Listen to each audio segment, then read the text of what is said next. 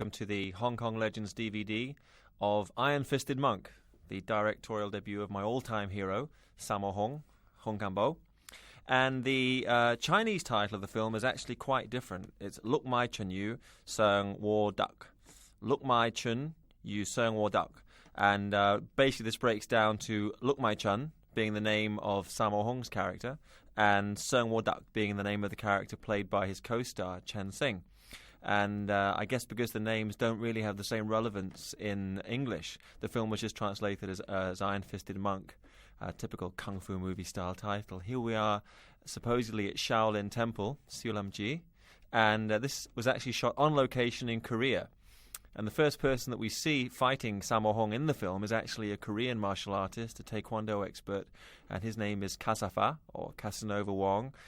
Those of you who are longtime fans of Kung Fu cinema will remember him as one of the amazing martial arts discoveries of Sammo Hung. I mean, he's probably brought more great martial arts actors to the screen than anybody else. And Casanova was one of the people that he discovered in Korea. Casanova's best-known film is Warriors 2. And I would say, if I'm appraising his ability as a screen fighter, he was somebody who really enhanced a movie rather than somebody who could carry a film by himself. He was never really a movie star as such. But Sammo put him to great use. I mean, there was a fight sequence that he shot between Casanova and all those Bruce Lee doubles for the 1978 version of Game of Death. And that was included in the international print of the film that was released as Tower of Death.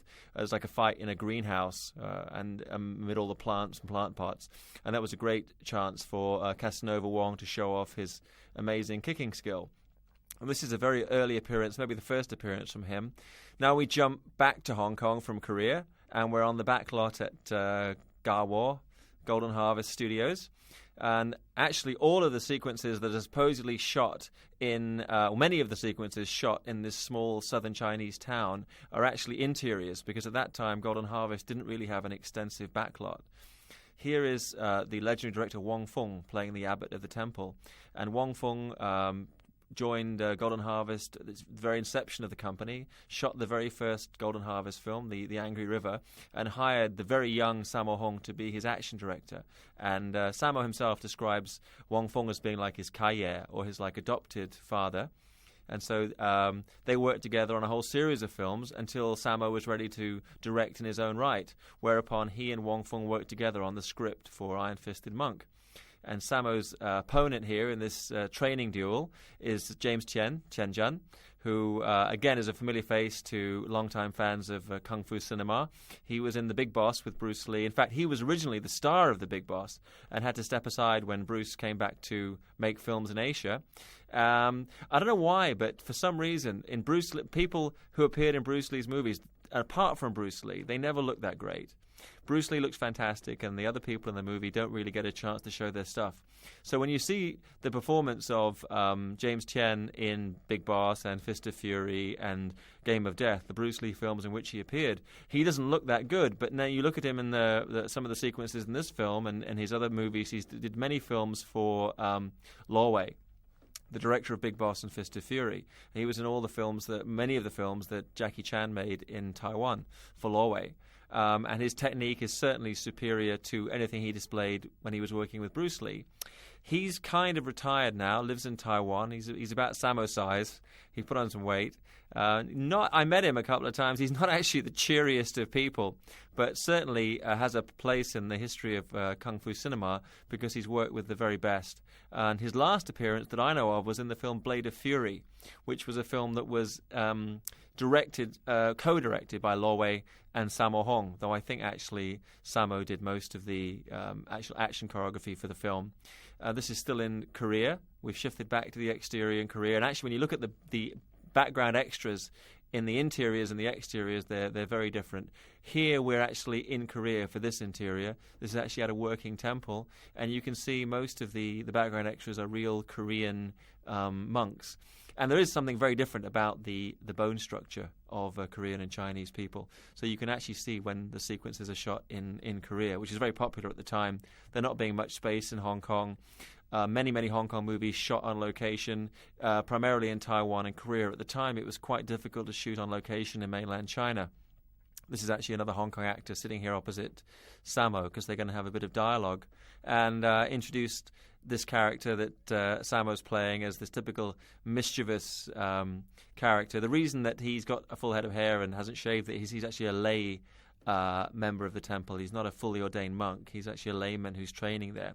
And this is odds and evens they're playing. They have to bet on whether it'll be an odd or even number of those grains of black rice or whatever it is that he's playing with there. So we see straight off the bat that Sammo's going to play this archetypal naughty kung fu student. And the character Sammo plays in the movie is called Zhong Mai-lo, and is actually based on a legendary character in the history of Southern martial arts. Zhong Mai-lo is actually one of the Gongdong Sapfu, or the 10 Tigers of Canton. And his family name is Zhong, but the Mai-lo is like somebody who works as a rice husker or a rice pounder, because obviously rice is a staple throughout Asia, and in the preparation of it for cooking, you actually have to thresh the rice, and you have to beat it into take off the outer shell so that you're left with the part of the rice that you can cook. And that, incidentally, one of the implements that's used for that is what later would become the nunchaku, or the songjikwan, or the rice flail. So when you hear it described by the censorship board as a rice flail, that's the origin, that it was used by someone like Zhong Mai-lo to husk the rice. And this, according to legend, this person began working as a rice husker at the age of 15. He was very powerfully built, very strong. And it's obvious to me when I look at Sammo's film career that he was always looking for characters who were slightly to the left of history. I mean, he looked at himself and his build and his strong points, and he realized people would not necessarily accept him as a very serious martial arts master. So he didn't play Wong Fei Hung. He would play like Lam Sai Wing, the pork butcher, the comedic student of Wong Fei Hung in the film Magnificent Butcher. And in like Warriors 2, he doesn't play Lang Zhan, who is like the founding father or one of the old time masters of Wing Chun. Instead, he plays Wong Wah Bo, who's like again a kind of roly-poly comedic sidekick student of Lang Zhan. So here again, in this movie, he doesn't play a serious martial arts master. Instead, he plays somebody who he looked for a character in the history of Kung Fu that was suitable for him. And it's said of Zhong Mai-lo that he was very powerfully built, very strong, could carry heavy loads of rice on his shoulders. And he probably had an appropriate job, because it's said that he could eat 10 bowls of rice and drink several bottles of wine at a meal. And I've just been working with Sammo in Ireland, and I have to say he still has a prodigious appetite, though he's being a little bit more careful of what he eats these days. Zhong Mai-lo is somebody who claimed he could never eat a full meal in his life. And eventually the boss of his rice threshing company fired him because he was eating more rice than he was selling. So then the historical character became unemployed, and none of the other businesses in the town where he was living wanted to take on the responsibility of feeding him. So the only place he ended up was in a temple, and he was taken in as a lay student, not as a monk, at the Haichuang Monastery. And there he learned Kung Fu, and eventually he was working there as a porter, but not as a student. He was a lay student, as I mentioned earlier, which is why he didn't have to shave his head.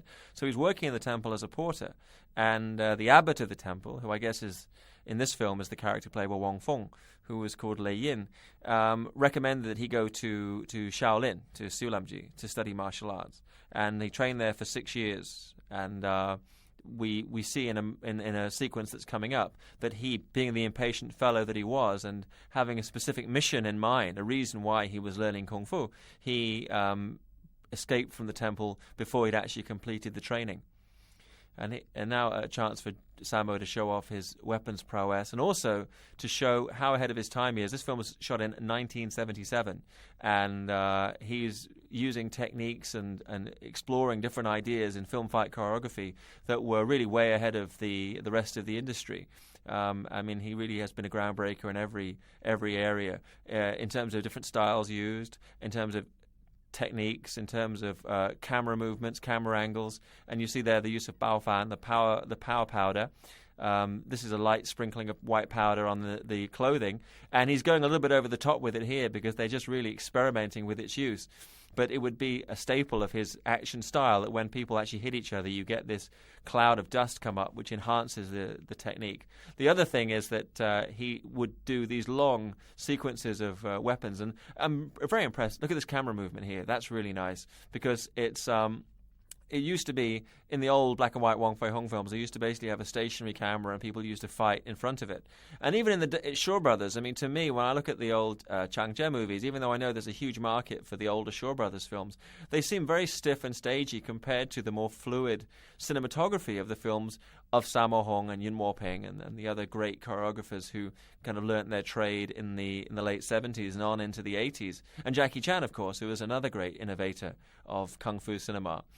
And you really, when you look at this the development of these artists, you realize that they applied, their kung fu was not restricted to Chinese martial arts, to Mo Sut, but their kung fu was actually embraced the use of camera work and the use of and the filmmaking technique. That was an element of their kung fu as well, and that's probably something that's overlooked in the West, where people really focus on martial arts ability. That you really have to have the same kind of devotion and dedication to training behind the camera as you do in the training hall or in the gun or when you're preparing to actually film a fight sequence. And as I mentioned earlier, this was actually Sammo's directorial debut and a very accomplished work for his first film. It was actually released on the 25th of August in 1977. And another claim to fame of Iron Fisted Monk, it was actually the first of Golden Harvest's Cantonese language martial arts pictures, which might not sound like a crucial difference to non-Chinese speakers, but there's been a kind of a seesaw back and forward in Hong Kong between the popularity of Mandarin dialect films and Cantonese dialect films. And Iron Fisted Monk was one of the first of a new wave of Cantonese dialect films, and certainly was the first from Golden Harvest, who had up till then, even the Bruce Lee movies had actually been shot in Mandarin and released dubbed into Mandarin. Speaking of Bruce Lee, this old gentleman should be a familiar face to Bruce fans. He's the guy that plays Bruce's man. His name is Lee Ho-yan, and he played the old man who Bruce Lee confers with at the beginning of Enter the Dragon. And he gets cut by Bob Wall. He's like, I guess he's Bruce's manservant or the family butler in that film. He was a real old pro, an old-timer, had worked at Shaw Brothers, and here obviously he's working at Golden Harvest, and was somebody actually who was involved in... I don't know that he was ever really very successful, but he was somebody who wanted to be a writer and a director, and also... But I think he really found his forte as a character actor, and you can find him in many of the martial arts pictures of this period. Talking about the background to the story, most kung fu pictures are actually set during the Ching Dynasty, and the Ching Dynasty was a dynasty that lasted from 1723 to 1911, ending with the founding of the Republic, which kind of paved the way for modern China. And these gentlemen, I use the term lightly, who are here harassing the locals, they would be the Keihalo, the Qings, the Manchus. What happened is there was a Ming dynasty between 1368 and 1644, which was ruled by the Han people. The Han people, like the indigenous people of China, the largest population of China, because the country is so huge. It's a mistake to think of everybody in China who is Chinese as being of exactly the same racial makeup. There are actually several groups of people or races of people coexisting within China, and many of the struggles of Chinese history have been between these different groups. And the preeminent group during the Ming dynasty was the Han people. The Mings were overthrown by the usurping Qing dynasty, and the Qings were supported by by a foreign army, the Manchus, who came from the north of China.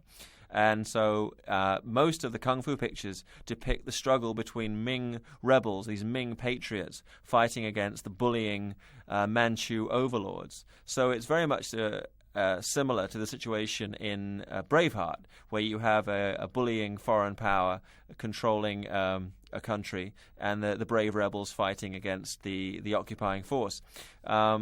And in this film, it's an archetypal example of setting up the situation where you have monks from Shaolin. In this case, the monk Sandat, played by Chen Xing, who we see taking out the guys here, using their martial arts skills to uphold the Han people in the face of the Manchus.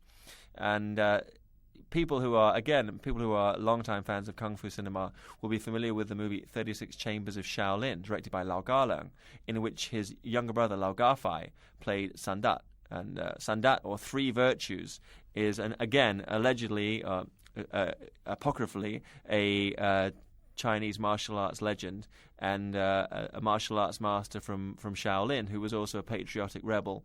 And actually, 36 Chamber of Shaolin is a Shaw Brothers film, but it was made after Iron Fisted Monk. And Iron Fisted Monk is actually one of the first films to depict the character, and he's played by Chan Sing, this gentleman, the Charles Bronson of Asia, as he's been dubbed, who is a Taiwanese martial arts exponent and played primarily bad guy roles. This is one of the few parts where he actually played a hero. And he also he did another film, a very good movie as a monk, where he actually played Bodhidharma, or Damo, who was the legendary figure who brought Buddhism to China and brought martial arts to the Shaolin Temple. I should stress, a lot of the time when I'm talking about the backstory and talking about these events from the history of China, it's not history in the sense that there are actually very clear delineated records. A lot of it is just the legend and mythology, and I believe that a lot of the information that we have was propaganda generated by the rebels, by the Ming Patriots, to further their cause. And it has even been suggested that the sacking of Shaolin Temple, the burning of Shaolin Temple by the Manchu enemy, never really occurred. That it was actually just a myth that was created to further inspire the Ming Patriots to rebel against their oppressors. So I'm not an expert on Chinese history per se, but I just present the information. And obviously, when Sammo has been looking at source material for his films, or in this case it was Sammo and his patron Wong Fung who got together to write the script for Iron Fisted Monk, they looked at the legend, and in the immortal words of Randolph Hearst, they said, if you got a choice between the truth and the legend, you print the legend. And here's a very an obvious lift from the legend, the legendary story of this character, because it was said that he actually tried to escape from one sequence they have missing is that the rice husker is meant to, Zhong Mai Lo was actually meant to have tried to fight his way down the wooden dummy hall, the famous wooden dummy gauntlet, and he had an injury to his right leg cramped up, so he was severely injured and rescued and pulled out from the wooden dummy hall before he could be permanently damaged.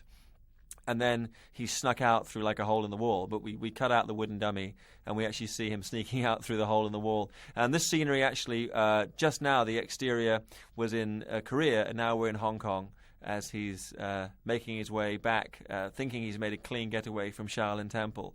But little does he know. And I like the way the light is diffused in this scene. Again, in Kung Fu movies, normally the other elements of the film are rather flat. I mean, all that's focused on is the exchange of techniques. And here you can see Sammo, even at this early stage, looking at different ways to enhance a martial arts picture. And his elder Kung Fu brother, also a lay student at the temple, which is why his head's not shaved. And here's a lineup of enforcer monks who've been sent to supposedly to bring him back, but we see they have like a different motive. And the guy on the second left in that last shot, the guy on the right, as you're looking at the screen, is Siu Hao, or Monkey, who is one of the long-time members of Sammo's stunt team.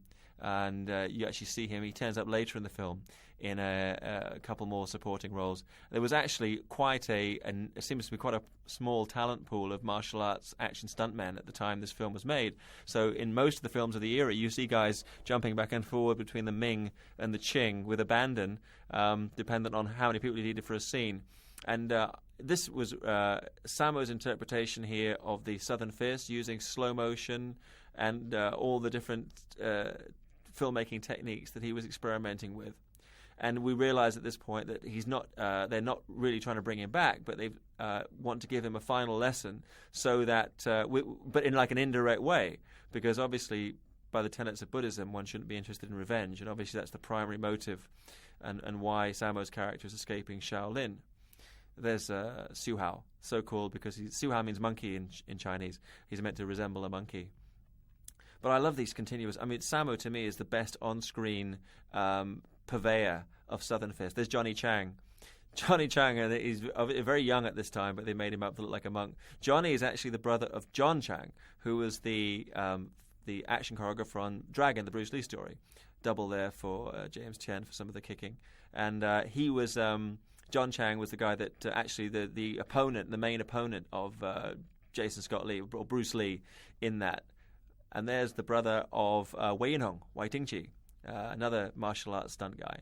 And he's the guy on the far right of the four. So they brought even though the guys don't get to fight, they actually got stuntmen and made them up as monks for this sequence. And so they go back to Shaolin, and you get like a nice moment here. And what I like about Sammo is, apart from the fluidity and the energy of his action scenes, is the way that he, even at this stage early in his career, he really gives time for character and drama and pacing. And he would become more skilled at pacing a film and more able to convey emotion on film as he progressed as a director and as an actor. But you can see at this early stage, I mean, he really makes something interesting out of this parting between the younger and elder brothers of Shaolin, whereas it could just be like a goodbye and he's out of there. They do the handshake, shift to the other angle, and then we get the reverse, and then we pull back. And it kind of it's nothing major, but it emphasizes the moment, and it shows a different kind of intelligence at work than that which I see in some of the other kung fu pictures of this era, where there was really, between the fights, just a sense that the people were holding their breath and biding their time until they could go into action. There's we're at the dye that signs about a dye plant, a dyeing plant, which is one of the main plot points of the film. And this gentleman here is Lo Hoi Pang, who's a veteran. He's primarily a TV actor. At this time, I mean, he was doing films as well, but later he became a TV actor. He normally has a almost shaved head and is primarily a comedic actor, but he got quite a serious dramatic role here. And here we are at a dyeing plant. And bring on the bad guys. And in the middle we have Feng Qian, Feng Ha-on, who's like one of the great bad guys of kung fu cinema, and one of a generation of great performers. He's the brother of Feng Bo, who played Fong Sayok in the early black and white films, and the son of Feng Feng, who was a black and white movie character actor and actually appears later in this film. I'll point him out to you when we get there. And also, this film is packed with cameos from people who went on to better things. Yam Sai-gun there on the right of the frame, who was I'll point him out again when he actually goes into action. Amazing that he's here in 1977 showing his stuff, and he was the primary bad guy in Once Upon a Time in China and Iron Monkey. I think the longevity of Hong Kong kung fu movie actors is quite extraordinary. And I think if you compare it with America, I think there's very few American action guys who are still going strong 20 years on. And I think it's being proved now as the generation of people who were action stars in the 80s are slowly fading away already. But people like Yam Sai-gun just seem to get better and better as the years progress. And I think there's something to be said for the kind of training they undergo, which is, I think, far more internal and really lends itself to somebody being fluid rather than just being big and muscular or the kind of external training that's favored in the West. Feng Ha-on is the guy you bring out. Whenever they needed to rape some poor girl in any one of these movies, Feng Ha-on is the guy who got the job, and it's kind of a thankless position. There's Sek Tien in the middle there. Sek Tien, who's actually one of the assistant directors on this film as well, and playing this character that he's played in at least 24 kung fu pictures. Most famously, I think, in Drunken Master, where he plays the wily kung fu student who makes Jackie Chan's life miserable. He does the same role actually in Snake in the Eagle Shadow and in Drunken Master, and he's playing it again here. I guess it works. It ain't broke, so they weren't going to fix it. And this is actually relatively early in opportunity for him to play this kind of mustachioed, wily. He's never a kung fu fighter because he Sek Tien himself doesn't know kung fu. I don't really know what to say about this sequence other than to say, as a kind of an excuse, that Sammo, in this early stage of his career, was experimenting in different ways to convey emotion. I think there's something quite disturbing about juxtaposing this kind of broad, burlesque comedy and the rape of a young girl, the rape and subsequent suicide of a young girl. But again, I know that Sammo's approach always is when he looks at a sequence, that the traditional way of showing a sequence would be that they would that you would really convey the horror of the scene, and that he in some way thought, okay, well, I'll try to do something with juxtaposing the horror and the comedy together. To me, it doesn't quite work, because I think anybody with any kind of feeling will think that it's obviously it's symbolic of the way that the Manchus are raping the country, that they are physically raping the women. It's like, and again, if I refer back to Braveheart, there was that droit de seigneur, prima nocte, where the invaders feel that they have the right to abuse the local women and treat them as their chattels, and this is something that we're seeing here. And something that's a recurring theme in Sammo's work is the abuse of women. And I asked him about it once, and he says that he's actually very much an equal opportunities director, that everybody in his film gets a lot of abuse, men and women together, that he doesn't play favorites. And so for this reason, he should be regarded as a feminist. I don't know whether feminists would embrace him as one of their own for this reason, but in his defense, we have to say that he has made many female martial arts stars look as good as they're ever going to in films. I mean, he's worked with people like Cynthia Khan, Young Lai Ching, years and years earlier with Angela Mao. Before this film, the same year as this film was made, he made the film Broken Oath, which I still think is Angela Mao's best movie, and also one of the great unsung kung fu classics, along with Hapkido. There's a number of movies of this era. And another film that they did called The Tournament. There's a whole bunch of movies in this era where Sammo and Wong Fong worked with Angela Mao and Carter Wong and all the Golden Harvest actors of this time. And the films really have never been given their due, because they've never been released properly since the 70s. And I think when people see them again, they'll be surprised. And it's very interesting there to see like the early stages of Sammo's directorial skill and the development of the style that today is as hot as anything. It's still as I'm speaking, the Hong Kong action style is the in thing in Hollywood, with Matrix and Crouching Tiger and Charlie's Angels. It bears examination, I think, that the Hong Kong cinema was for many, many years quite extreme in its depiction of violence, whether martial arts violent or gunplay violence.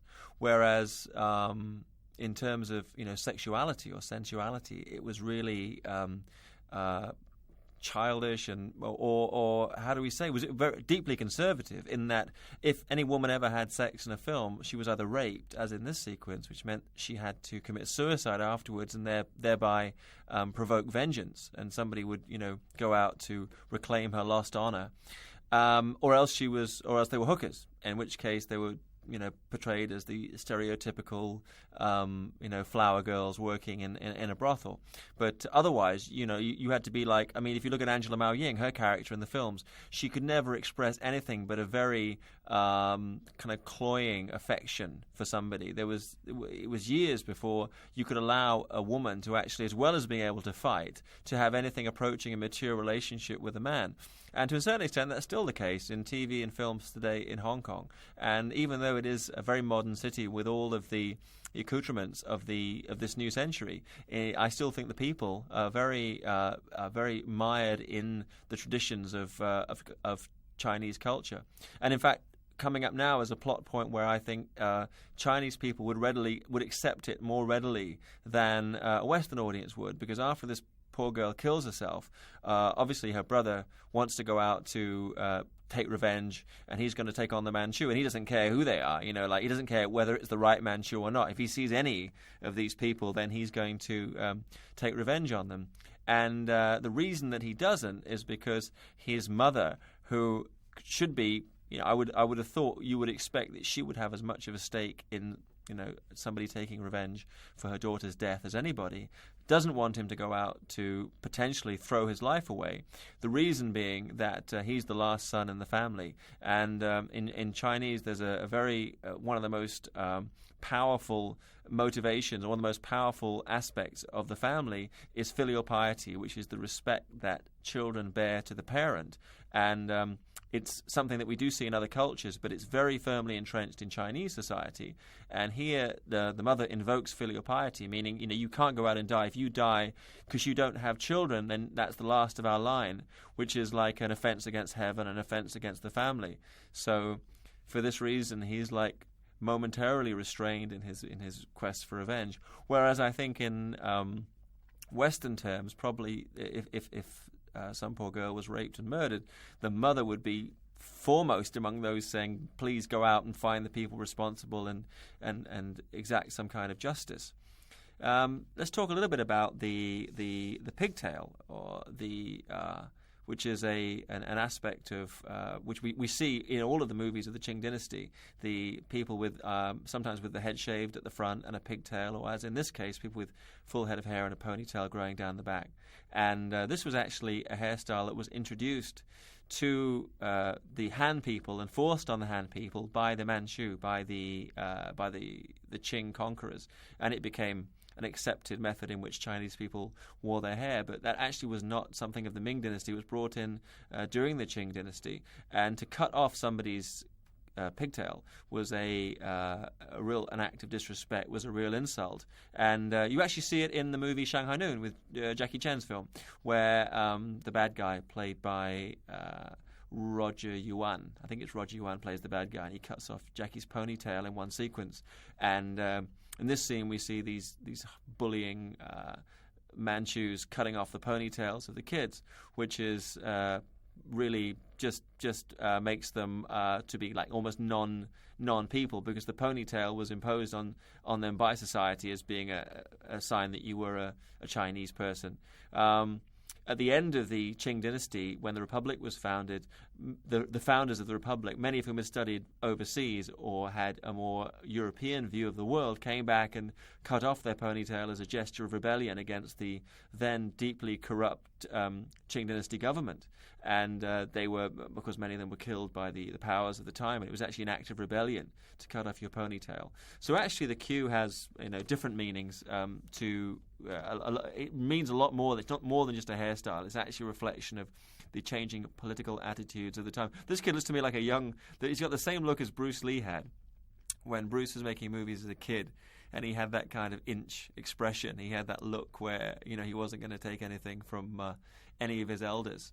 And he inspires. He does this thing where it's very Bruce Lee, the gestures. And I'm wondering if, because Sammo obviously was aware of those films, would have seen the movies where Bruce Lee was a child actor and played this feisty little devil, whether this is actually, even the hairstyle is kind of, he's certainly got a slick back hair after his ponytail's cut off. And then Sammo now going into action in this beautifully intricate choreography. There he's actually using the ponytail as part of the fight, which is an example of Sammo's imagination going into a sequence. If it's going to be about ponytails, then he'll look at a way to introduce it to the choreography. And I've seen in many of the filmographies of Jackie Chan that people have credited him with being involved with the fight choreography of this film. And I asked Sammo about that, and he said it was news to him that he was aware that, as far as he knew, he and his stunt team did the movie, and Jackie was actually doing all those bad movies for Lo Wei in Taiwan at the time and wasn't working at Golden Harvest. On some of the earlier films that Sammo action choreographed for director Wong Fung, he did actually work with Jackie and Yuen Bu and brought them in as stuntmen and martial arts fighters on those films, but not on this one. And I think what's happened is at the opening credits of the film, Sammo is already credited as the star, as the director, as the co-screenwriter, but he actually used his stage name, Chu Yuan Long, as action choreographer. And I think because maybe people are not familiar with different Chinese names, they thought this was actually because Jackie's name in Chinese is Sing Long, that somehow they mistook this for being one of Jackie's Chinese names and decided he had somehow been involved with the choreography. But actually it was Sammo's style. And there certainly is a similarity between the dress, the hairstyles, the attitude of this character and the characters that Jackie plays in his films. So I can see where people might think that there was some kind of input from Jackie. But I think this is more a case of, two guys making the wheel, because Sammo and Jackie had come up through the Peking Opera School together and had absorbed from the same influences. So it was like similar fruits from the same tree. Another thing I want to lay to rest, I've always been reading in articles about how the father of Yun Wo-ping, Yun Siu Tien, had all these sons called Yun, Yun Bu, Yun Hua, Yun Duck, and of course this is not the case, that all the aforementioned Yuns have completely different names and totally unrelated. And the reason that they're called Yun is that their instructor in the Peking Opera was Sifu Yu Jim Yun. And as a mark of respect to him, they used his surname or a part of his name for their stage names. So they became Yun Duck and Yun Mo and what have you. And Sammo was actually Yuan Long, which is why when he did his early films, as a mark of respect to his Sifu, of his master, interesting use of split screen. It looks a bit like Thomas Wakayama there from the side, Lo Hoi Pang, the guy from the old Lone Wolf and Cub movies. And that kind of repeated zoom shot there, Sammo uses that a couple of times to emphasize the action. And certainly this is like the first cold-blooded murder, knife-wielding murder in the film. And so it kind of emphasizes the fact that something terrible or something quite striking is about to happen. But earlier, the use of split screen. And there are some things that work in this film and some things that don't work. I think that works quite well, but at least it's an example of an imagination at work behind the camera, somebody looking at different ways to tell the story, and somebody who was interested in every aspect of the production. This is actually a real township in the New Territories in Hong Kong. The opening sequence, the Shaolin material, is actually in Korea, and then we're back here in this great. What people don't realize about Hong Kong, I guess, because most movies that have become popular in the West have been shot either in studios or, as most of the Shaw Brothers were, or else in the city itself. That actually, as you go up towards China, there's this huge expanse of land, the New Territories, which is really like a jungle. I mean, it's lends itself to any kind of backdrop, and there are many of these rural communities, and they lend themselves to a backdrop for the films, which is what we're seeing here. Top of the frame, Yam Sai-gun, top left, and he was like a martial arts stuntman before he moved on to have bigger roles. This is the very young Chang Chi-wai, Eric Tang, coming up to the frame here at the Dye House, and fans of the Winners and Sinners and the My Lucky Stars films will be familiar with him. He's a very popular entertainer and a very good actor, an award-winning actor. He won the Best Supporting Actor award for his role in Tien Tien Mut Mut, and he's also a top comedian. He has his own game show. So he's kind of like, I guess, the Hong Kong version of Beat Takeshi Kintano, that he's somebody who, when you turn on the TV, you see him on some inane game show, and then when you see him in films, I mean, he's a wonderful character player. And second from right there, in that shot that you saw of all of the Manchus standing together with Abi, Chen Wing-ai, who's a veteran of the Bruce Lee stunt team, one of the guys who worked with Bruce in all Bruce's pictures. You can see him in supporting roles. And also he was behind the camera doing stunts and helping Bruce Lee to choreograph the sequences. And the guy there on the left of Lo Hoi Pang, you could see him earlier. He was actually standing around in the village. There's Lam Ching Ying, another Bruce Lee guy. Chen Wing-ai at the right of the frame. And if you're a fan of the films, you can have a lot of fun watching these movies, particularly this one, because everybody's so young. I mean, including Sammo. Obviously, the years have rolled by, but it's kind of fun spotting people in the background who would go on to greater things. Or not, as the case may be. Interesting the number of times that a dye factory has been a backdrop or a plot point in a kung fu picture. Barefooted Kid, they also had the dye plant that was run by Maggie Cheung's character, was one of the main sets in the film. So let's talk a little bit about the background of our director Sammo Hung himself, Hung Kam-Bo, or Hon Jin-Bao in Mandarin. He was actually born on the 7th of January 1950 in Hong Kong, and I've seen a lot of interviews with him where he's talked about the fact that his grandparents, who were taking care of him, he was so naughty running wild on the streets of Hong Kong, they introduced him to Sifu Yu Jim Yun, and he became a Peking Opera student. But actually it's not quite as straightforward as that, because his grandmother, Chen Sai-ying, had actually been a kung fu movie actress in the black and white movies in Shanghai and in Hong Kong in the 20s and the 30s. So she had a kind of connection to the industry. And for some reason he hasn't mentioned that. But I mean, recently she did an interview in the local press and talked about her experiences and the fact that she was Sammo's grandma. As I mentioned, Sammo's Chinese name is Hung Kam-Bo, and he took the name Sammo, or three hairs, from a popular cartoon character. The sign says Sai Sinji. It's the name of a temple, and an indication we're going to meet our monk character again, Sandat. Sandat, this legendary figure who is three virtues, who meant to be the most virtuous warrior of Shaolin, played by Chan Sing, who was signed. He was formerly a merchant seaman and had learnt martial arts, different martial arts from the southern Shaolin and some karate and different things. Was signed by Shaw Brothers in 1968, and then made his screen debut in Chang Che's film Return of the One-Armed Swordsman. And he went on to work there on films like Duel of the Fists and Angry Guest. And in 1972, he branched out and became a freelance, and was cast in the first film that Tien directed, which is called The Bloody Fists, on which Yuen Woo-ping was the action choreographer. And that film really made him a star, and from that point on, he appeared in a number of films as this kind of heavy-set Charles Bronson-style good guy. But to me, he's always been more impressive playing a villain, because he's not as bulky here as he would become, but he had a really impressive physique. The Himalayan, which is another Wong Fung movie, he really got a good acting role as this kind of very Machiavellian mastermind who comes in and takes over this mountain kingdom based on Nepal. I don't think it was described as Nepal in the film, but it was kind of like it was shot in Nepal anyway. And he takes over. He has an incredible martial arts skill, but also very smart political savvy. And it's a very interesting character. And he's actually an underrated actor, probably because of his physical type. Here he's playing a much lighter figure than he would play in most of his career. And he's a very impressive bad guy. I mean, you can see him in Jackie Chan's film New Fist of Fury, where he plays an evil Japanese. I don't think there's ever any other kind in Hong Kong movies of that vintage, but he plays an evil Japanese. And there's a sequence when a bunch of the rebels try to attack him in a bathhouse, and it's almost like a scene from another film, because it's really impressive the way he takes them out. I remember they used some undercranking and different tricks of the trade, but he was kind of like very, very powerful. And as I mentioned before, he also played a monk in another movie where the title of which escapes me. I think it probably was called Dharmo or Bodhidharma, in which he played the legendary character that brought Buddhism to Shaolin Temple, and with it the Chinese martial arts.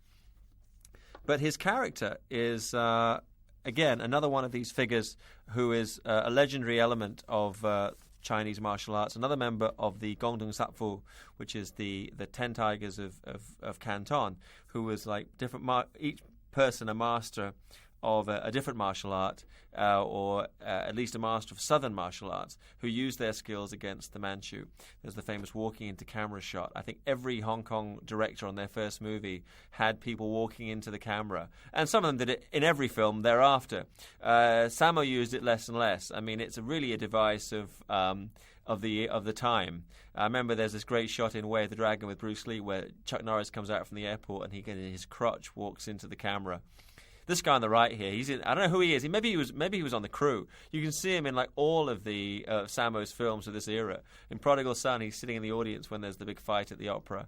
But he's obviously a guy who was on the set and had this kind of a certain look. So he was dragged in to do like one line in all of the Sammo Hung films. But anyway, going back to the backdrop of the film, which is this incredible mythology of southern Chinese martial arts. The character Sandat was actually from Canton, was originally from Canton, and his birth name was Lao Yuda, and his father's a tea merchant in Guangzhou. And all of these events are depicted in the other famous film in which he's shown, which is 36 Chambers of Shaolin, where we see him being bullied by the Manchus and going to Shaolin, becoming a martial arts master, and then returning to take revenge. So it's a very similar storyline to this film, but here Sammo puts him together with his own character, so that you have Sandat and the rice husker working side by side, because Sammo felt that people would really not believe him as this very austere monk. In this sequence, the signboard there says Choi Hongyun, which means rainbow garden, and it's kind of a euphemism for the fact that when you see the garden in the sign like this, it's kind of showing that it's actually a house of ill repute. I love the phrase house of ill repute. Of course, it's a brothel or a whorehouse to those of us without a classical education, but I mean, it's a house of ill repute, and a key location or key set in all of these old kung fu pictures. Again, we're in the interiors here at Golden Harvest Studios, the former textile mill up on Hammer Hill Road. Now, sadly, no more. It's demolished to make way for a new housing block, which, of course, is what Hong Kong needs more than, the place where Bruce Lee and Kwan Tai-hing and Jackie Chan all made films. It was demolished, as everything in Hong Kong is demolished to make way for the old gives way to the new, which has its up and down side. I certainly miss walking the back lot and remembering all my favourite movies that were shot there. The logic of this sequence, apart from to get some more nudity and some more sexual situations into the film, is kind of just to set up a confrontation. Hard to see why these guys, particularly the brother of the girl, very shortly before this Lo Hoi Pang's sister has been raped and committed suicide, and here he is in this house of repute. Now, the guy following the second guy up the stairs there is actually Pang Pang, who is Fung Fung, who is the father of Fung Ha-on, and the other guy is another familiar face, Ma, who's a director and actor, who one of the students of Chang Jit over at Shaw Brothers. He actually directed the first movie I was in when I was trying in vain to be a kung fu movie bad guy. He directed Circus Kids. God, he got so frustrated with me. But he's a great guy. Actually, I don't know. I don't know if he's a particularly great director, because the only film of his that I would really recommend is Dead and the Deadly, which is kind of like a Sammo Hung movie, but it's directed by Ma. But he certainly was in the industry a long time. This guy on the right here is, I'm sorry I'm at a loss for his name, but again, I challenge you to find a single Golden Harvest film between 1975 and 1990 in which he doesn't appear, and I'm guessing he probably died in the late 80s, early 90s, and that's why he stopped appearing in them. But he was like a great face. I guess he was born old. I can't imagine what he looked like when he was young. In fact, he was in the old black and white Wong Fei-hung films, and he looked old then as well. So I think he was like Kwan Tai-hing. He was born at least middle-aged. Sammo's in this film, I mean, this is very tame by Western standards, but for Hong Kong audiences, this is really risque. And as I say, you could never have a woman in a sensual situation who wasn't either about to commit suicide or a hooker. So in this sequence, we've seen the first, and now we're seeing the second, as this girl is being asked to perform some unnatural sex act with Ma, which must be the least enviable role in the history of cinema, and Sammo really going for playing to the gallery here. You have to bear in mind when you look at these films that there's elements about them that are rough and ready. The humor is sometimes rather coarse. You get out of focus shots. And part of the reason for this is the fact that the audience at the time was undiscerning. And I'm not excusing sloppy filmmaking or storytelling, but certainly there was a sense that when they were making films, it was on a budget, on a very tight schedule. And in real terms, the audience didn't really care. And there was certainly never any idea that, all these years on, like here we are, this film was made in 1977, and it's been released on DVD in 2001. Nobody would ever believe that all this time and money would be spent to restore Iron-Fisted Monk, and that, people like you would be watching it and freeze-framing it and analysing it, and that some idiot like me would be talking about it for 90 minutes or whatever it is. There was a sense of film as a disposable commodity. And this has always been one of the problems of Hong Kong film, that the films were not preserved, and there was never a sense that this was a key element of Hong Kong culture. Yam Sai-Gun there in the middle of the frame, and it's amazing how little he's changed. If you look at his face in this film and his face in Once Upon a Time in China, nice little moment there when again, Sammo knows how to do these little touches. It's so hackneyed, and we've seen it in so many films. The gang of Manchus, the gang of bad guys coming up to confront our hero, and how do you get into it in an interesting way? Nice shot there of Chan Weng-ai, Abi, standing behind Sammo. He's still quite young looking, but he was the most baby-faced and youthful of the Bruce Lee stuntmen, the team that Bruce Lee had around him. And the reason for Sammo not fighting back is he's trying to obey the Buddhist precepts of not having conflict with other men, with other people, and so the monk has actually changed outfits and is standing watching him proudly from below as he shows his self-restraint. And this is another element. It was certainly an element in all the old Wong Fei-hung films where, in the early part of the movie, Wong Fei-hung, played by Quan Tai-heng, would be subject to various kinds of abuse from the bad guys, and he would display, yan, the patience, until there was a point at which it was, impossible to do so, and then he'd cut loose. And of course, that's the moment the audience had been waiting for. And Bruce Lee realized that as well. He analyzed the fact that it really worked very well. I mean, in Big Boss and Way of the Dragon, in both of those films, his character is somebody who has to be forced to fight. And the audience, of course, coming to the movie, they know who the Kung Fu star is. And so you kind of build up the expectation before the final release when the guy goes into action. It's a tried and true technique, and we see Sammo playing with it here in this sequence. But of course, this and again is a Chinese gesture that you crawl between somebody's legs, and it's basically means that you're like a dog, and it's uniquely Chinese. I don't know that in the West that people would make you crawl through their legs to show that they'd beaten you and to show that you were nothing to them. But it certainly is something in Chinese culture, and so. Of course, Sammo's character is getting the last laugh because even though he's getting a kick, he's getting their purses or their wallets on the way out.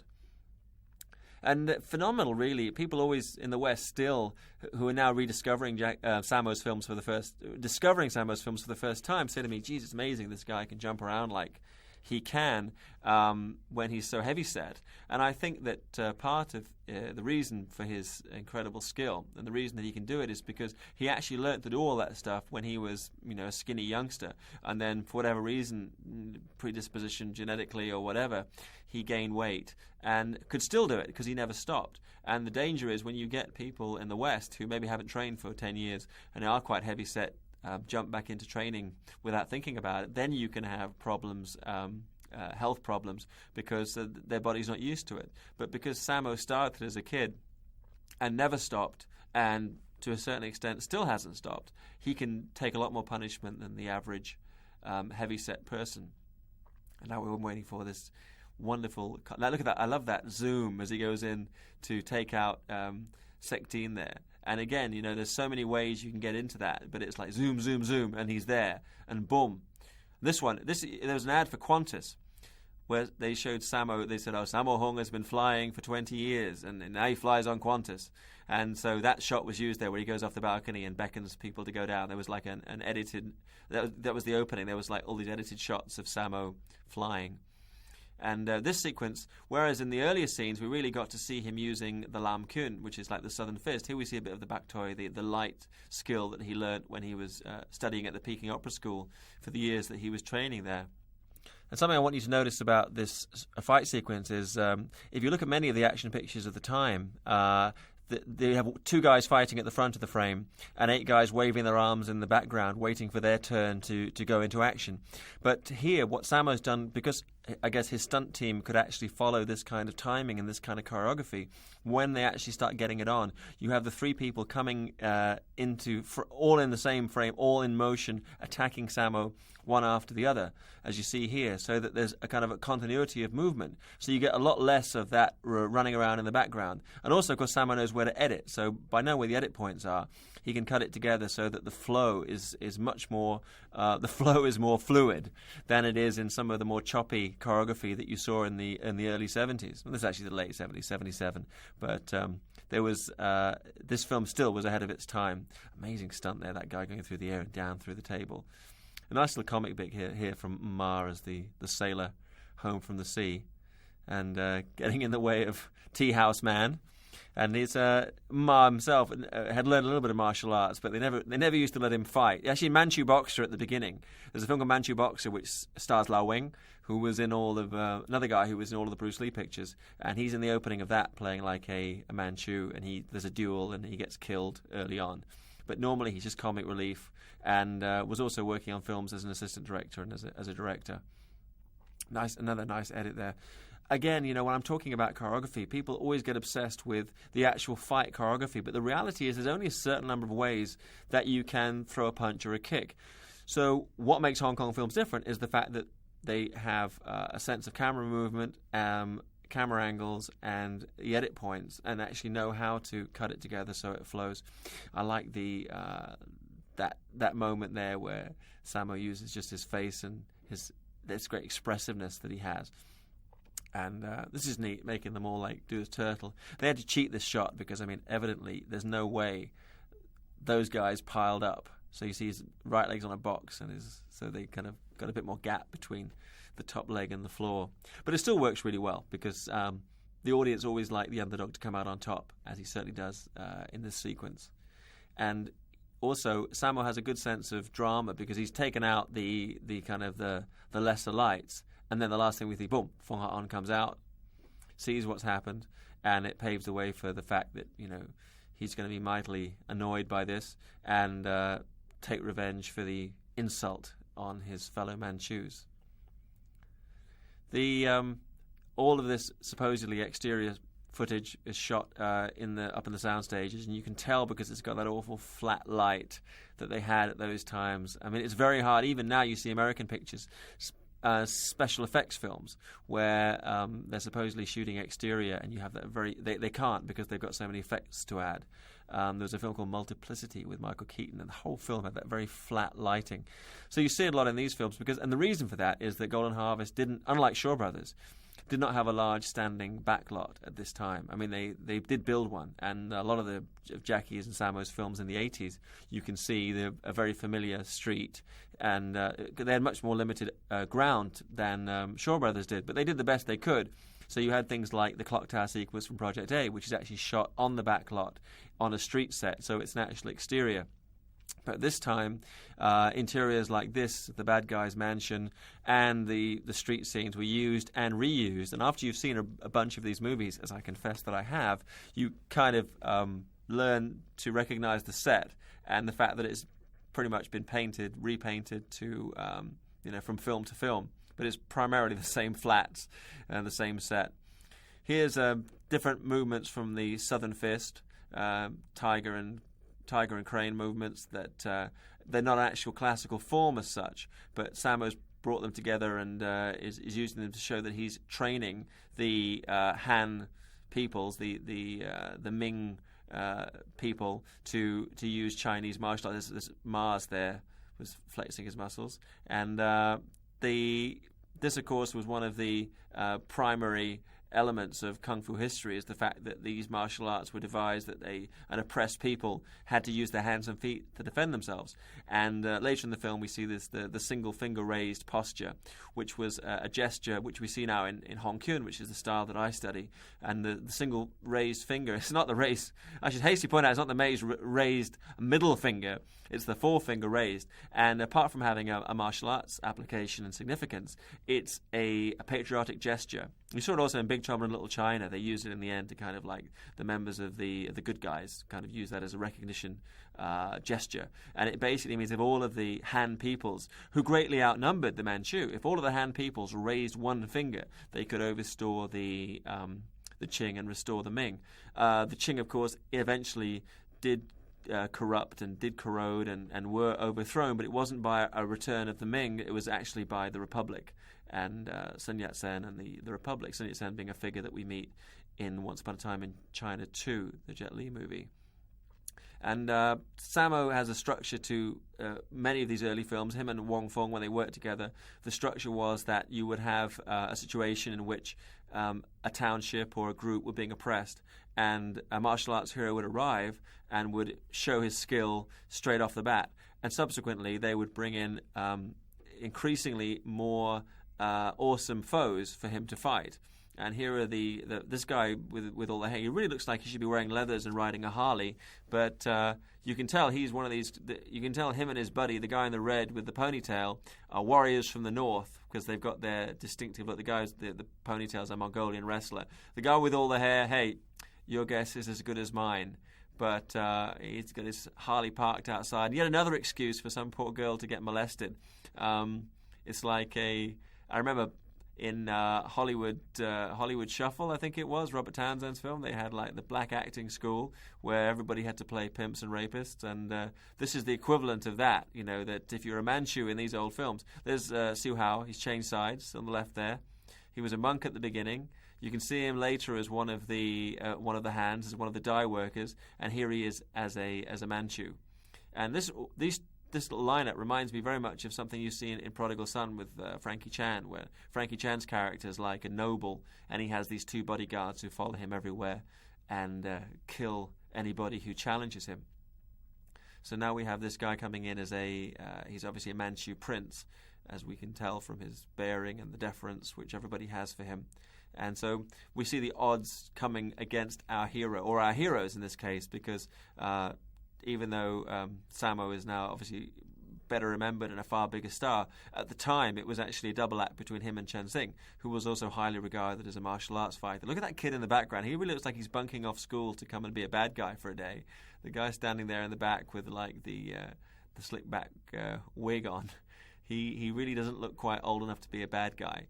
And it's still to this day, it's very hard to get people to be in movies in Hong Kong, unless it's for major roles, to find good people, because it's so underpaid and the hours are so long, and it's such a tough endeavor that they're always kind of like searching around for people who have some burning desire to be extras. In fact, there was one of my friends always used to bunk off school to be an extra, and his father would be watching TV and see him on TV. He was shooting TV series, not movies, and he'd be sitting in the background. He'd see his own son in the background of a shot, being an extra, and he'd start beating him up in the living room of the family home. This is in Hong Kong quite recently. So there are people who get a buzz out of being on movie sets, and here we are back in on the street set in the interior, and this is just setting up the fact that Sammo needs to recognize the Yeti, big hairy guy, and another walking into the camera shot. But nice use of distance here. They're out of the New Territories, and this is actually the same guy with his hair tied back into a ponytail. And one of the plot points is they're trying to get, and it's quite a leap of faith that on the basis of one order, the owner of the dye factory gives over the deeds to this complete stranger. Basically, if he can't fulfill the order for red cloth, then he'll be out of business. But I guess we accept that as one of the kind of the tricks, the twists of the script. Going back to talk a bit about Sammo's background, he, as everybody who's a fan of his knows, he was at the Chinese opera school, and he was like the big brother of people like Jackie Chan and Yuen Biao and Yuen Kui or Corey Yuen, and people who've become very popular and famous since. You may have seen the film Painted Faces, or know of a film that really allegedly depicts the life of these kids under Yu Jim-yun. And people tell me who were there that it was really quite a whitewash, that he was actually a much tougher and perhaps not as nice a person as he's depicted in that film. But there's a great reverence for the elder and for the teacher in Chinese culture. So when they came to do the film, I think director Alex Law was under orders that he would paint Yu Jim-yun in a more flattering light. But I heard some different stories about him from Yuen Wo-ping and other people. Nice framing of that shot with the cloth there. And again, even at this early stage, we see Sammo's attention to detail. But Sammo joined the opera school at the age of 9 and studied there till he was 16. Actually, none of that generation would be considered by the old guard to be fully trained opera students. But they had to leave because the opera was dying in Hong Kong, and the only work they could find when they were put out into the streets was as stuntmen and martial arts players. Sammo had actually started acting already while he was at the opera school. Yu Jim-yun used to make money off of the students by loaning them out to film companies to play sometimes supporting roles, sometimes decent parts. I mean, there's a number of films in which Sammo and Jackie and Yuen Biao and Yuen Wah are visible as part of the Seven Little Fortunes, the Chatsufok, which is the performance troupe in which they all appeared, and they were hired like as a group to appear in various films, the best known of which being Big and Little Wong Tin Ba. I think it's Daisu Wong Tin Ba in Chinese, and another movie called The Princess and the Seven Little Heroes, where obviously some beautiful Hong Kong actress played the princess, and they play the Seven Little Heroes. So you can see these old black and white movies. They still play on late-night TV in Hong Kong sometimes. And Sammo actually progressed much quicker than his classmates because he had several things going for him. He looked older. because he was more heavy set. So it made him good as a heavy, literally as a bad guy. And so he found work doing that and picked up very early the skills of being a choreographer, and was, with the formation of Golden Harvest, was signed up almost immediately to work as a choreographer on Wong Fung's film, The Fast Sword. It was either Fast Sword or Angry River was the first film shot. I think it was Angry River was the first film shot by Golden Harvest, but it wasn't the first one released. And the first film released by Golden Harvest was The Fast Sword. And the reason for that was that Angela Mao Ying, who's the star of Angry River, was a new star. And the star of The Fast Sword was Jie Yin, which was Jie Feng's father, who is Jie Feng's father, was better known. So that's why they reversed them out. But Sammo was the in-house choreographer and very much determined the house style of those Golden Harvest films. And he wasn't just working on kung fu pictures either. I mean, you see him on working. You don't see him, but behind the camera, he was working on Michael Hoy's film Private Eyes. And there's an amazing fight in the hotel kitchen where Michael Hoy and some other guy are battling it out using all the different kitchen implements, and that was Sammo's work. I mean, I guess Michael Hoy got credit for it because he was the director and star of the film, but it was actually you can see Sammo's deft touch in many of the films of that era, and even the as I say, like the comedies and dramatic films. If they had a fight sequence in them, Sammo would actually be responsible for it. So he had a really strong influence at Golden Harvest. For most of his career, he spelled his name Sammo. And then when he came over to CBS to do martial law, they did some research and found out that most Westerners read Sammo as Samo. And so they decided to put in an extra M, which is actually a proper, like a pinyin kind of transliteration of Sammo's Chinese name, because Sam means three and Mo means hair, so it's two very separate words. So it really should be Sam-Mo. Look at Zhang Jiwai gets his little bit of dialogue there in the middle. Eric Zhang. And he's incredibly young-looking there. Because he started off as a martial arts stuntman, and people forget that because he became so famous subsequently as a comic actor, and even in later years as a dramatic actor. So it's his background as a kung fu player has gone unnoticed, but he was actually a choreographer on some of these films and worked as a background action actor and stuntman. And there's Sammo showing off his unique physique. I remember when my quick plug here, my book Hong Kong Action Cinema, the chapter devoted to Sammo was originally entitled Fatty of Fury, and they said no, you can't call it that because it's unfair to heavy-set people. And I pointed out that in many of his movies, like Sao Fu Fei Long, Skinny Tiger, Fatty Dragon, which is one of the going to be a Hong Kong Legends release, he describes himself in these terms. Enter the Fat Dragon, this is no, you can't do that. So then I wanted to call him the Orson Welles of action, because, I mean, Orson Welles also is a big guy and a director and producer and actor, and so, I figured that would work. No, you can't do that because the estate of Orson Welles might object. So in the end, it was like... this is the kind of thing you get on books. It was the multi-talented Sammo Hung, the multi-talented star. That's a multi-talented star. That could be me, but that's how we ended up doing it. So if I ever do another book, we'll find a more fun way to introduce Sammo. And speaking of multi-talented, I mean, a quick shout out to his son, Hong Tin-cheung, who's just recorded an album as part of this Taiwanese or Taiwan-based boy band called Tension. And I'm in general terms, not a huge fan of canto or mando pop or like the Chinese pop music scene. But he can really sing, and it sounds pretty good. So.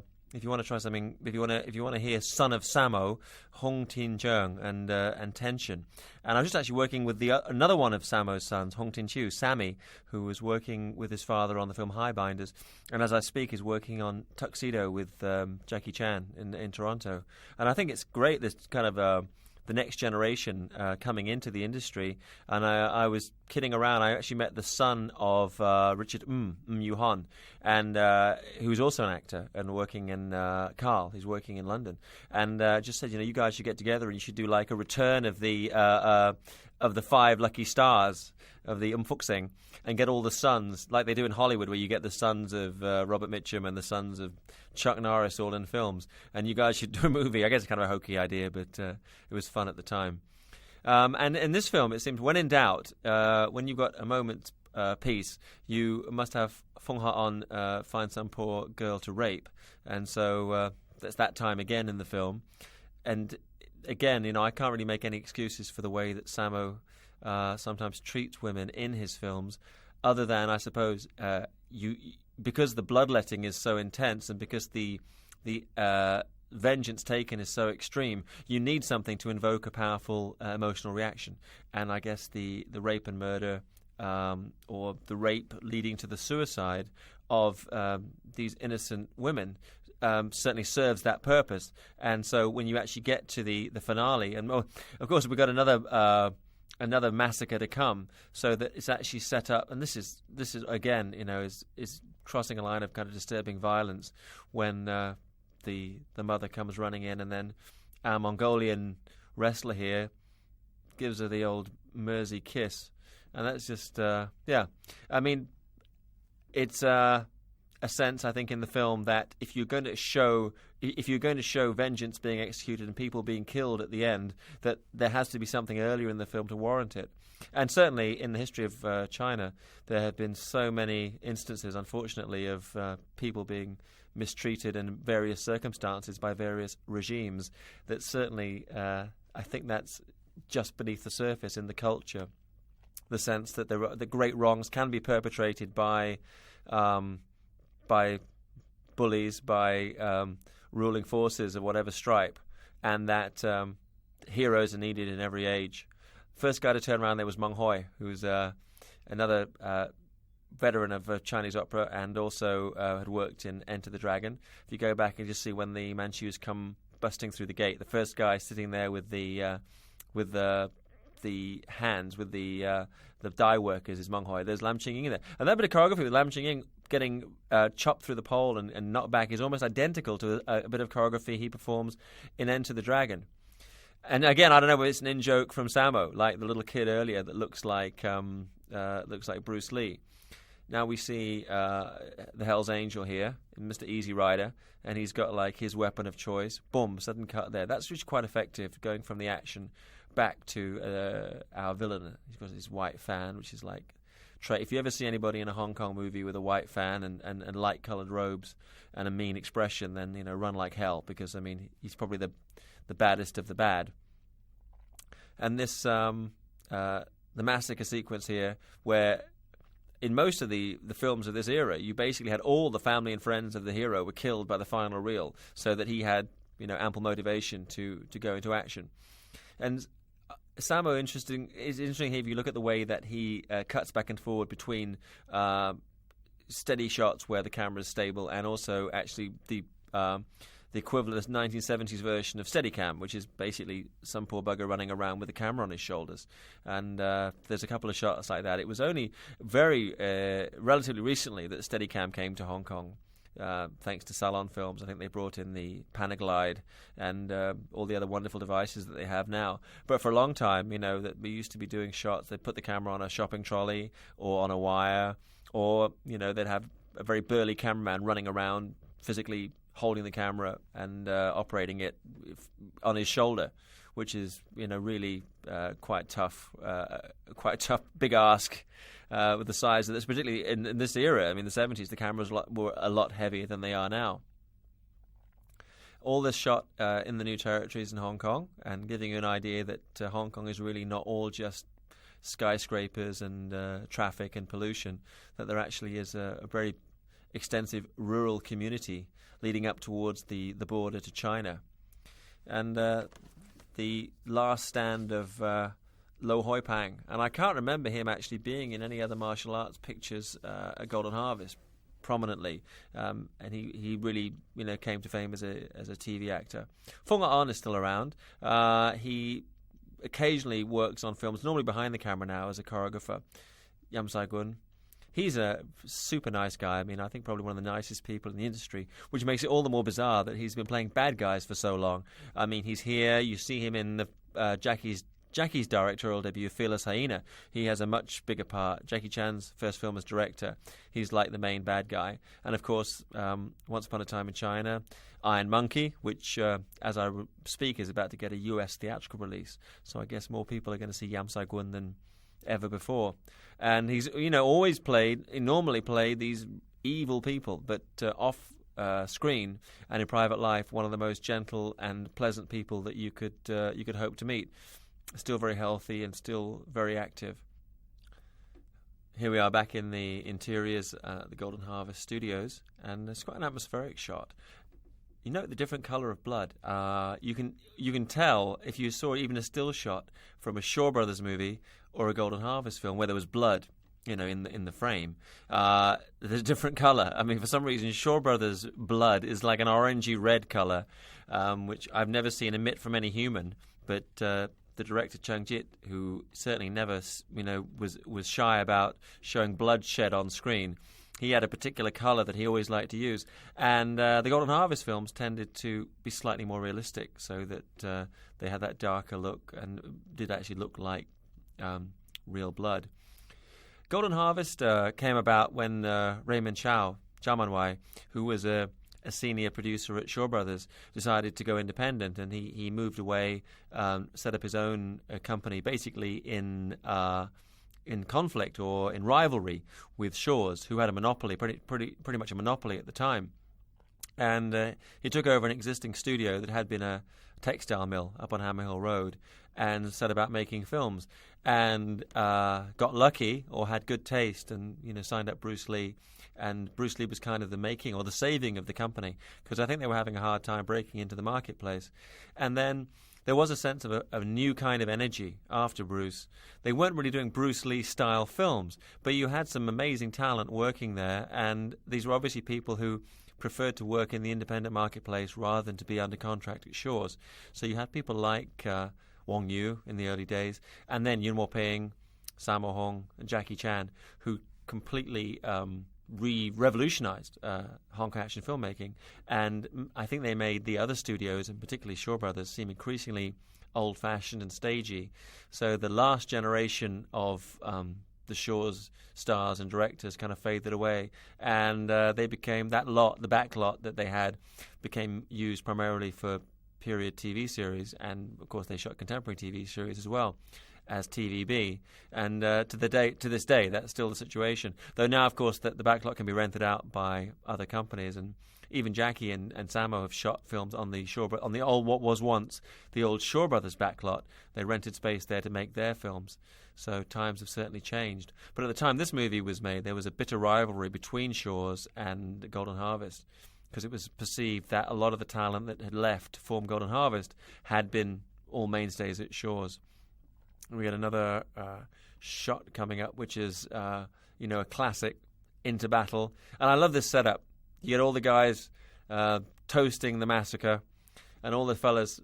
Chan Long there in the middle, the background. Chan Long, Peter Chan, who's standing there, very young looking. He's another one of the stuntmen, Bruce Lee stuntmen, and cutting in on the action there, so that the guys are already inside, and you see Sandat is actually saying a blessing to Buddha for forgiveness every time he knocks somebody down, which is like played kind of lightly, but certainly plays to character.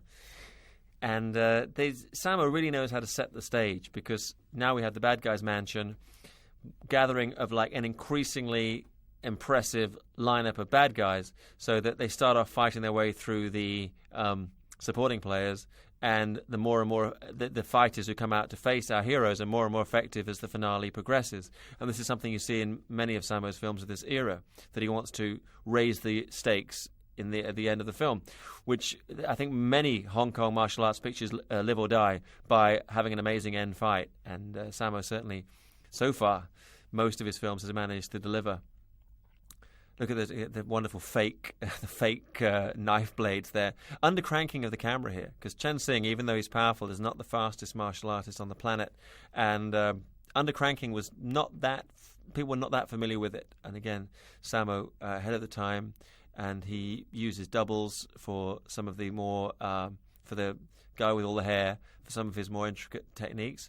Then he comes out with his weapon of choice. But the undercranking really enhances the technique. Obviously, a flipping double there for Chen Xing, because he's not an acrobat. He's a martial arts guy. And it's a good match. It's a good balance, though, because they use the undercranking to give him some speed, but he himself can really sell a power technique.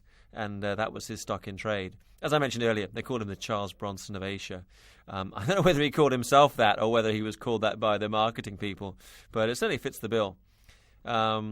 Use of the zoom shot, because Sammo was always that was something you saw at Shaw's as well by Chang Jet. But I mean, I think Sammo had a better sense of when to use it and when not to. Here's our Mongolian wrestler coming in with this head, with the kind of that technique, the sound of the technique. They like to emphasize the power of a headbutt by putting in that kind of wind. Sammo shifting into like the Wing Chun hand position.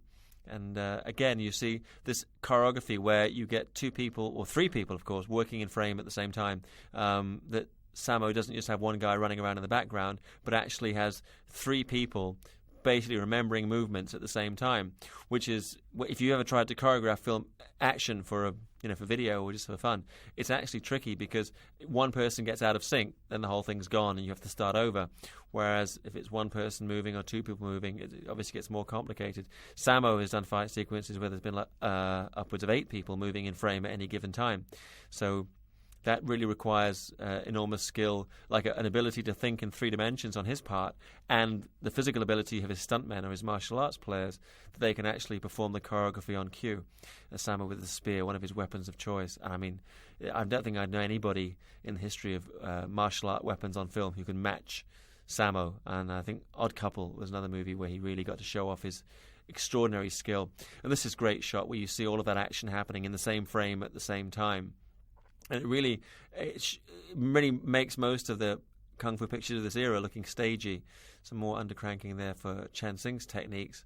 But it was, and there you see you set up the knives earlier with the close-up shot of the 3 blades coming through, and that's what's going to happen to the, one of the main bad guys is going to be eliminated, falls on his own sword. And you actually get a couple of instances in this sequence where there are wire pulls to emphasize a technique. Of course, today wires pull people in all directions, but at the time was not that widely used in the industry. I mean, they really were just coming in. And that sound effect you heard then as he killed the guy, I think that's probably the same sound effect from the Golden Harvest effects library as was used in Big Boss when Bruce Lee finishes off La Wing. It was like an ending technique. And here there's a nice little bluff, because it looks like it's 2 against 1. You think that the big finish is going to be these guys versus Fung Ha-on.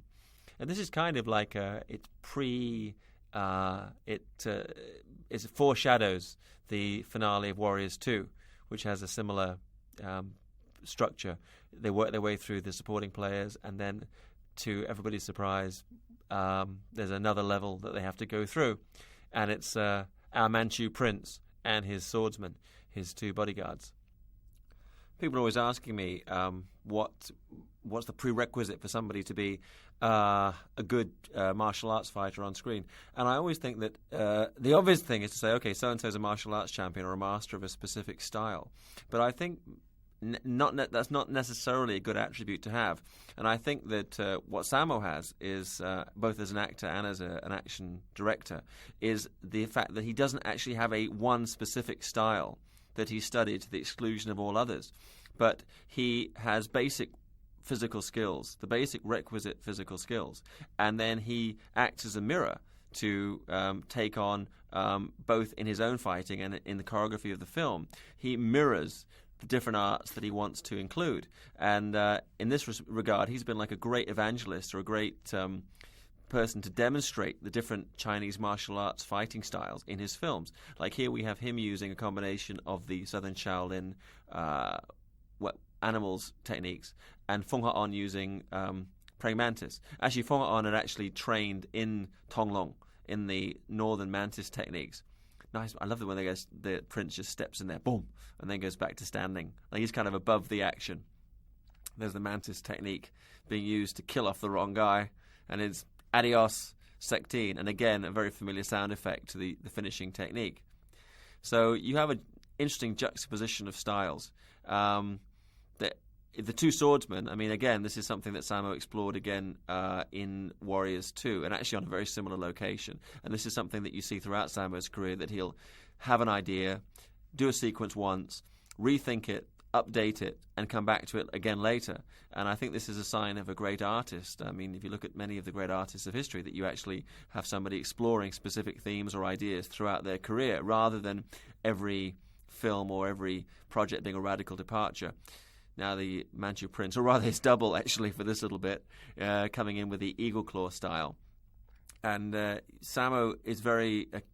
he really allows the style to identify the person, because him and Chen Xing are patriots from the south, so they're Shaolin trained, so they're using the southern Shaolin techniques, and their opponents are using the northern mantis and the northern eagle, which are very distinctively northern Chinese kung fu techniques.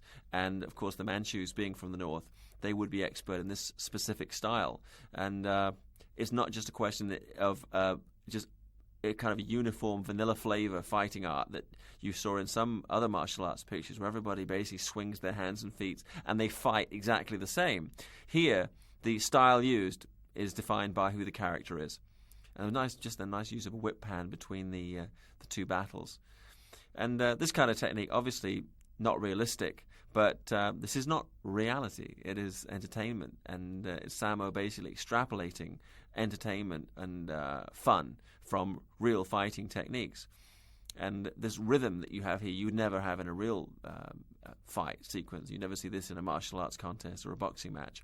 But without it, I think if you have total reality, then you have a really bored audience. And Sammo knows how to strike a blend between technique that looks like it's that's extravagant, but also has about it a feel that if he, and particularly somebody of his build, if he really hit somebody with that technique, then it would indeed be effective. And I like the way he sets up the crane. He's using the crane technique here, and it's the Shaolin crane against these two guys from the north, and he wants to show the power of the crane. So there's obviously you can do that against a human being, and you kind of show the impact. But there, when he goes into the wood with that kind of tok, it shows, hey, if I hit you with this, then you're really going to hurt. Just like that poor stuntman probably did as he went through the table. And of course, that was the same stunt that we saw in the House of Ill Repute earlier, but this time they sell it a little differently. Great finishing tableau here, this shot, and then a real Jangjit bloody ending. The eye gouging there is really extraordinary, even for a martial arts picture of this vintage. And you have the tableau, and then it goes down into slapstick, which is something that is a trademark of Sammo. Even after all that hardcore violence, he wants to have the audience leaving with a smile. As I am, I have to say, because it's been a pleasure to look back at the birth of greatness, the directorial debut of Sammo Hung, Iron-Fisted Monk. I hope you've enjoyed watching it as much as I have. And so, from Bey Logan, signing off, sayonara, joigin, and goodbye. See you next time.